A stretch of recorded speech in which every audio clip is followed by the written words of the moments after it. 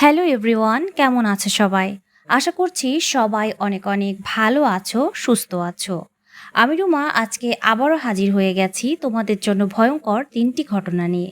আশা করছি আজকের ৩টি ঘটনাও তোমাদের কাছে অনেক ভয়ের লাগবে। শুরু করব আজকের এপিসোড। যেখানে ভূতের ভয়। সকলকে স্বাগত জানাচ্ছি ৮০ নাম্বার এপিসোডে। বন্ধুরা, আজকে প্রথম যে ঘটনাটি শেয়ার করব সে ঘটনাটি হচ্ছে সস্তায় বাড়ি ভাড়া নেবার পর সেই বাড়িতে ঘটে যাওয়া ভয়ঙ্কর ঘটনা। দ্বিতীয় যে ঘটনাটি শেয়ার করব সে ঘটনাটি হচ্ছে একটি নির্মাণাধীন বাড়িতে গভীর রাতে ছোট ছোট বাচ্চাদের খেলা করবার ঘটনা। আর তৃতীয় যে ঘটনাটি শেয়ার করব সে ঘটনাটি হচ্ছে রাস্তায় চলতি পথে জিনের থাপ্পড় খাবার ঘটনা। ঘটনাগুলো শুনতে হলে সঙ্গে থাকো। তো মূল ঘটনায় যাবার আগে বরাবরের মতো আজকেও বলছি, তোমরা যারা আমার চ্যানেলটিকে সাবস্ক্রাইব করেছো তাদেরকে অনেক অনেক ধন্যবাদ জানাচ্ছি। আর যারা এখনও আমার চ্যানেলটিকে সাবস্ক্রাইব করোনি তারা প্লিজ আমার চ্যানেলটিকে সাবস্ক্রাইব করে দিও। তাহলে চলো আর বেশি কথা না বাড়িয়ে আমরা মূল ঘটনায় চলে যাই। চলে যাচ্ছি প্রথম ঘটনায়। আজকে প্রথম যে ঘটনাটি শেয়ার করব, ঘটনাটি লিখেছেন নীরব ইসলাম। তিনি লিখেছেন সময়টা 2023। লোডশেডিংয়ের কারণে সারা বাংলাদেশ অতিষ্ঠ। তখন একটা গুরুত্বপূর্ণ কাজে ঢাকা যাই, কিন্তু ওখানে যাওয়ার পর ঝামেলা হয় রুম নিয়ে। হোটেলে থাকার মতো সামর্থ্য আমার ছিল না, আর ওখানে আমার কাজ শেষ করতে প্রায় মাসখানেক সময় লাগবে। তাই আমি বাসা খোঁজা শুরু করি। তখন ওখানের একজন আমায় জানায় যে একটা রুম খালি আছে দোতলায়, বেলকনি সহ। কিন্তু সাথে থাকা আরেকটা লোক কিছু বলতে চাইলে বাড়ির মালিক তাকে চুপ করিয়ে দেয়।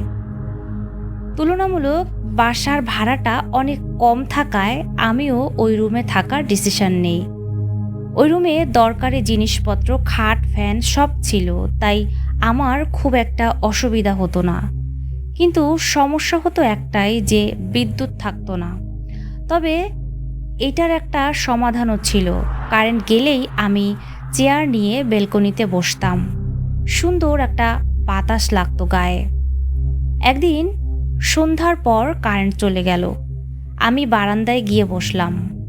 ফেসবুকে স্ক্রল করতে করতে হঠাৎ নিচের দিকে নজর পড়তে খেয়াল করলাম যে আমার বাসার নিচের রাস্তায় একটা 10-12 বছর বয়সী মেয়ে বেলুন হাতে আমার দিকে তাকিয়ে আছে।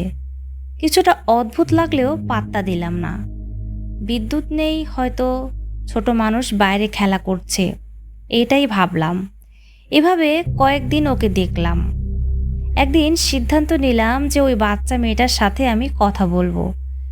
সে কেন এভাবে আমার দিকে তাকিয়ে থাকে, আর কেনই বা এই বাসাটার নিচেই দাঁড়িয়ে থাকে। তারপর আরেকদিন সন্ধ্যায় আমি আবারও দেখলাম যে সে দাঁড়িয়ে আছে, বেলুন হাতে নিয়ে আগের মতোই। আমি তাকে ডাকলাম, কিন্তু সে কোনো সাড়া দিল না। তাই এক পর্যায়ে নিচে চলে গেলাম। ওখানে গিয়ে দেখলাম যে নিচে কেউ নেই। আমি যখন চলে আসতে লাগলাম তখন আমার মনে হলো যে ওই মেয়েটা পেছনে দাঁড়িয়ে আছে, কিন্তু পিছনে তাকিয়ে দেখলাম কেউ নেই। তখন মনে মনে বললাম, মেয়েটাকে নিয়ে আমি বেশি ভেবে ফেলেছি, তাই হয়তো এমন হয়েছে। তারপর একদিন আমার মামা আশিকুর রহমান, উনি ঢাকায় আসলেন একটা দরকারি কাজে। আমার সাথে দেখা হলে আমার মামাকে আমি বললাম যে আজকে রাতটা সে যেন আমার সাথে থেকে যায়। তখন সে রাজি হয়। সন্ধ্যায় আবারও কারেন্ট চলে যায়। বারান্দায় গিয়ে দেখি মামা বেলকনিতেই বসে আছে। বারান্দায় জায়গা একটু কম থাকায় এবং উনি আমার সিনিয়র ছিল, তাই একটু দূরেই থাকলাম। আমি গরমের কারণে ওইখানে আর থাকলাম না। আমি বাসার সামনে ছোট একটা নিচু দেয়ালে বসলাম। ওই সময় দেখলাম যে সেই মেয়েটা আমার কাছে আসলো কান্না করতে করতে। সে আমার থেকে 2 হাত দূরে দাঁড়িয়েছিল, আবার হঠাৎ কোথায় যেন মিলিয়ে গেল। আমি আশেপাশে দেখলাম কেউ নেই। ভাবলাম হয়তো মনের ভুল, কারণ বিগত কয়েকদিন ধরেই আমি ওই মেয়েটাকে নিয়ে একটু বেশি চিন্তা করে ফেলেছিলাম। এগুলো ভাবতে ভাবতে কারেন্ট চলে আসলো এবং আমিও রুমে চলে গেলাম।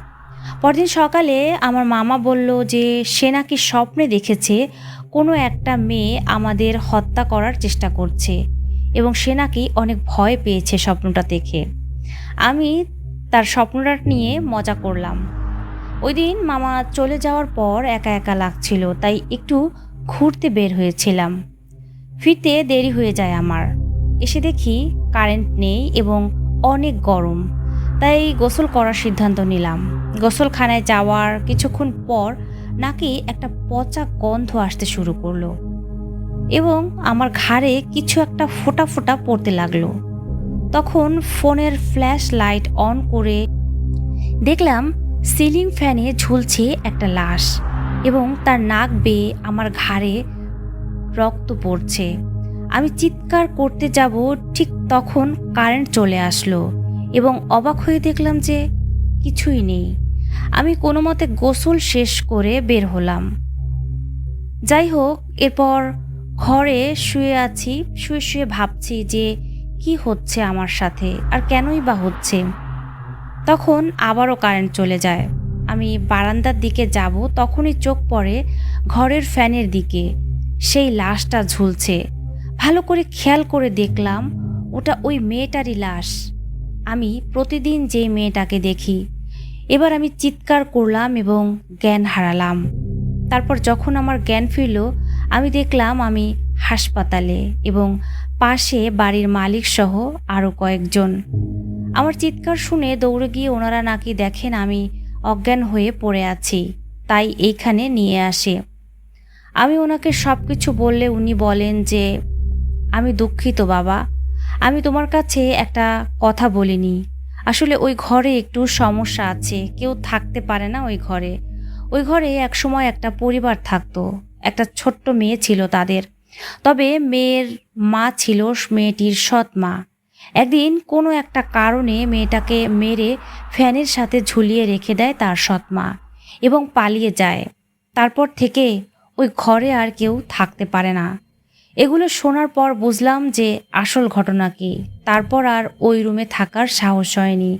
বাড়ির মালিক নিজেই আমাকে অন্য জায়গায় একটা রুমের ব্যবস্থা করে দেয়।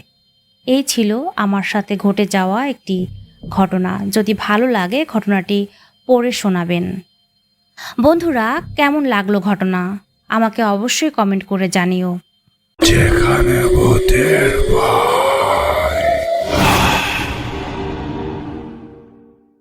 চলে যাচ্ছি দ্বিতীয় ঘটনায়। আজকে দ্বিতীয় যে ঘটনাটি শেয়ার করব সে ঘটনাটি লিখেছেন নৌসিন সরকার। তিনি লিখেছেন যে আমরা যে এলাকায় থাকি সেখানে একটা ফ্ল্যাটের ঘটনা এটি। এলাকার সবাই জানে ফ্ল্যাটটি নতুন তৈরি হচ্ছিল। দারোয়ান বিকেল হলে সব কিছু বন্ধ করে দিয়ে মেইন গেটে তালা দিয়ে চলে যায়। মানে পুরো ফ্ল্যাটটি এখনও কমপ্লিট হয়নি। নিচের বেশ কিছু ফ্ল্যাট হয়ে গেছে, উপরের দিকের কাজ চলছিল। মালিক অস্ট্রেলিয়ায় থাকে। ভিতরে কিছু কাজ এখনও বাকি আছে, তাই এখনও ফ্ল্যাটগুলো ভাড়া হয়নি। সেদিন আমি ও আমার বোন পড়াশোনা শেষ করে খাওয়া দাওয়া শেষ করলাম। এবার ঘুমোবার পালা, কিন্তু আশ্চর্যের বিষয় দুইজনেরই ঘুম আসছে না। তাই দুইজন মিলে ঠিক করলাম যে আমরা মুভি দেখব। আমরা মুভি দেখছিলাম। হঠাৎ আমাদের চোখ গেল জানালার দিকে। আমাদের জানালা থেকে বাড়ির ছাদ সরাসরি দেখা যায়। আমি দেখলাম কিছু বাচ্চা ছেলে মেয়ে এবং কয়েকজন মহিলা হাঁটাহাঁটি করছে। হাতের ইশারায় আমার বোনকে ডাকলাম। সেও দেখে খুব অবাক হয়ে গেল। ওই মুহূর্তের ভয়ের অনুভূতি বর্ণনা করতে পারবো না আমি, কারণ যেই বাসায় কাউকে ভাড়াই দেওয়া হয়নি সেখানে এত মানুষ ছাদে কিভাবে এলো? আর দারোয়ান প্রতিদিন নিচের গেটে তালা মেরে চলে যায়। ভুল হতে পারে আমার একার, কিন্তু একই সাথে দুইজনের কিভাবে ভুল হয়?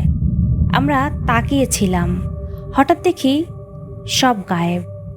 জানালার পর্দাটা টেনে দিলাম, কিন্তু সেদিন রাতে আর ঘুম হলো না। পরের দিন সকালে নাস্তার টেবিলে আমরা আলোচনা করছিলাম। আমাদের বাসার হেল্পিং হ্যান্ড হঠাৎ করে বলে উঠল, তোমরা ঠিকই দেখেছ, সন্ধ্যার পর থেকে ওই বাড়ির আশেপাশে অনেক শব্দ আসে, তাই দারোয়ান সারা রাত থাকতে পারে না ভয়ে। শুনেছি বাড়ির মালিক এসে নাকি ঘর বন্ধ করবে। সেদিন রাতের ঘটনা, সেটা ছিল আরও ভয়ানক। ভয়ে জানালা বন্ধ করে পর্দা টেনে ঘুমোচ্ছিলাম। হঠাৎ কোনো মহিলার কান্নার শব্দে আমার ঘুম ভেঙে যায়। খেয়াল করলাম কান্নার শব্দটা ওই বাসা থেকে আসছে। ভয়ে দুই বোন মা বাবাকে ডাকা শুরু করলাম। ওনারা এসে একই শব্দ শুনতে পেলেন। সে কান্না সুরে কে যেন ডাকছে, আয় আয় এখানে আয়। ভয়ে আমাদের সবার গায়ের লোম খাড়া হয়ে গেল। বাবা আমাদের সবাইকে সূরা পড়তে বললেন। আমরা সবাই আয়াতুল কুরসি জোরে জোরে পড়ছিলাম এবং ধীরে ধীরে সেই শব্দটা গায়েব হয়ে গেল। জানি এই ঘটনাটা বিশ্বাস করা কঠিন, তবে এই ঘটনাটা আমাদের সাথে ঘটেছে। যদি ঘটনাটি ভালো লেগে থাকে তাহলে পড়ে শোনাবেন। ধন্যবাদ। বন্ধুরা, ঘটনাটা একটু ছোট, কিন্তু ঘটনাটা কিন্তু খুব ভয়ের। আমার কিন্তু অনেক ভয় লেগেছে। তোমাদের কেমন লেগেছে আমাকে কমেন্ট করে জানিও। যেখানে ভূতের ভয়।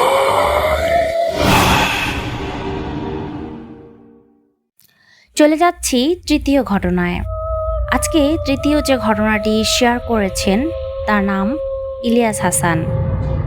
তিনি লিখেছেন যে আজকে আমি যে ঘটনাটি শেয়ার করব সেই ঘটনাটি 100% সত্য ঘটনা। ঘটনাটি আজ থেকে 2 বছর আগে। সেই দিন 8ই নভেম্বর।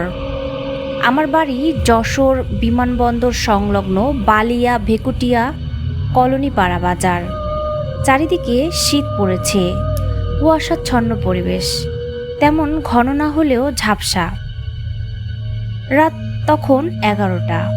বড় ভেকুটিয়া বাজারে রাতে বন্ধুদের সাথে আড্ডায় মেতেছিলাম। 11টার দিকে বাড়ি ফেরার পথে ভেবে নিয়েছি যে আমার বাইক একটু ধুয়ে নিব।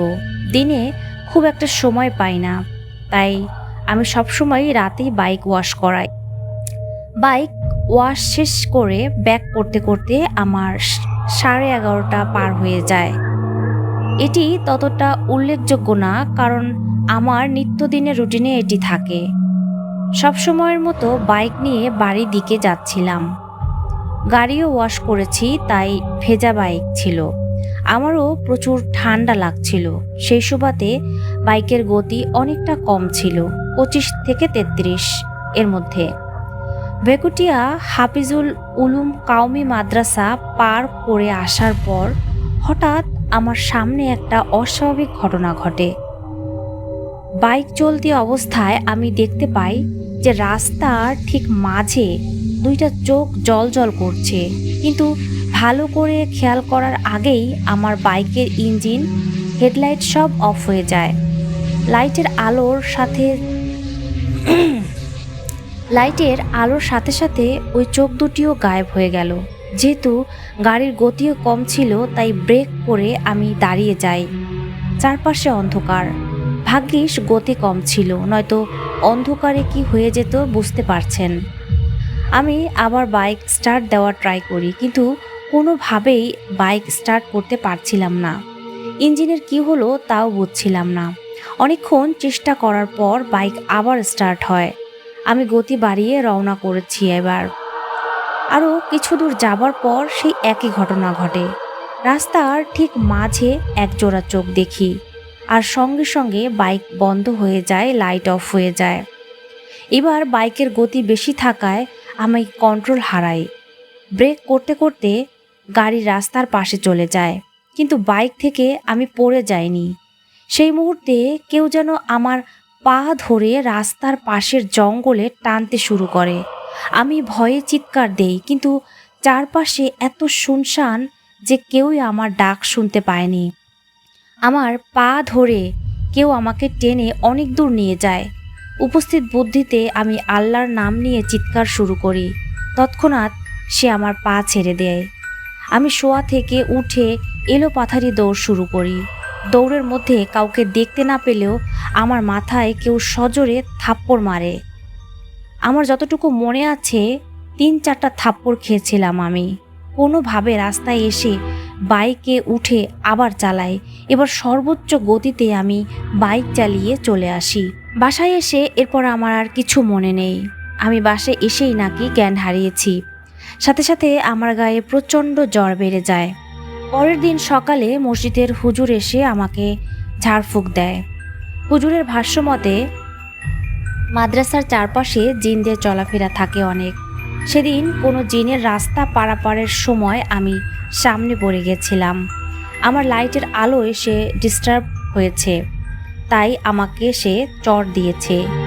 জানি না ব্যাপারটা কে কিভাবে নেবেন। আমি যখন ঘটনাটি লিখছিলাম তখন কিন্তু আমার সেই দিনের অনুভূতিটাই হচ্ছিল। যাই হোক, এই ঘটনাটি 100% সত্য ঘটনা। যদি ভালো লেগে থাকে ঘটনাটি পড়ে শোনাবেন। ধন্যবাদ। বন্ধুরা, আজকের ঘটনা 3টি কিন্তু বেশ ভয়ের। কেমন লেগেছে তোমাদের আমাকে অবশ্যই কমেন্ট বক্সে কমেন্ট করে জানিও।